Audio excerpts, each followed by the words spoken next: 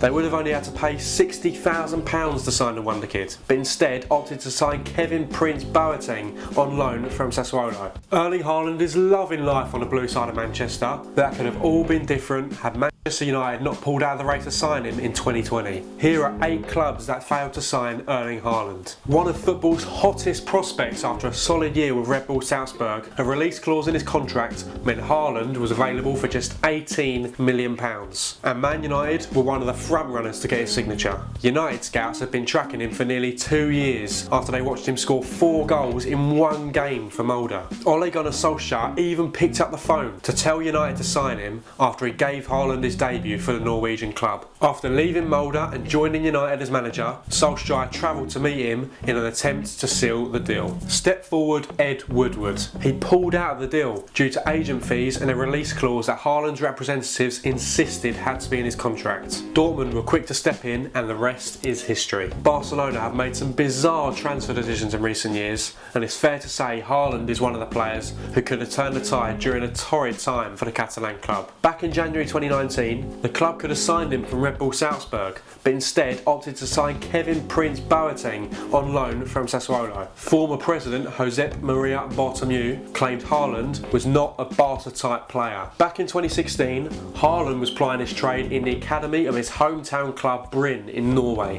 when Everton scouts wanted to invite him on a trial. They would have only had to pay £60,000 to sign the wonder kid, but rejected the chance, claiming he was so young and so big that once he got older and other players got bigger too, he would lose his effectiveness. Instead, he got even bigger, even more powerful, much quicker, and improved his technical ability. Over the next few years, Everton continued to track his progress. Then Director of Football Steve Walsh, who famously discovered Kante, Mahrez and Vardy for Leicester, had a £3.4 million deal agreed in principle to bring the striking Viking to Merseyside. But this was not backed by Everton owner Farhad Moshiri. What could have been? Leeds United were another club who could have signed Haaland in his early days. Before joining Salzburg, Leeds United, the club his father played at, offered Erling the chance to return to Yorkshire under the stewardship of Marcelo Bielsa. After taking a look around Ellen Road once again, Leeds were sure Haaland would sign for them. That was until Salzburg swooped in and offered a more attractive package that Leeds simply could not match. Real Madrid president Florentino Perez could have signed Haaland before Man City clinched his signature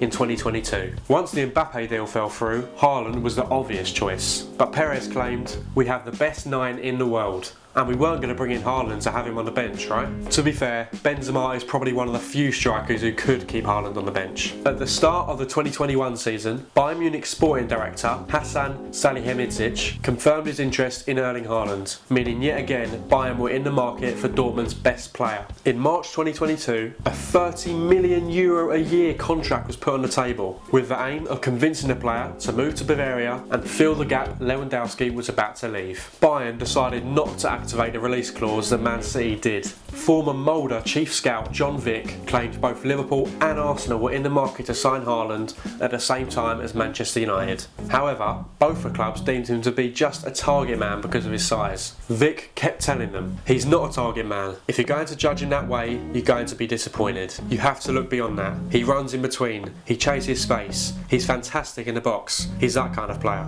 Despite the initial interest, they decided that Haaland was not the right type of player for them. Things could have turned out very differently for Erling Haaland. Do you think he's made the right decision so far in his career? How long will he stay at Man City? Let us know in the comments.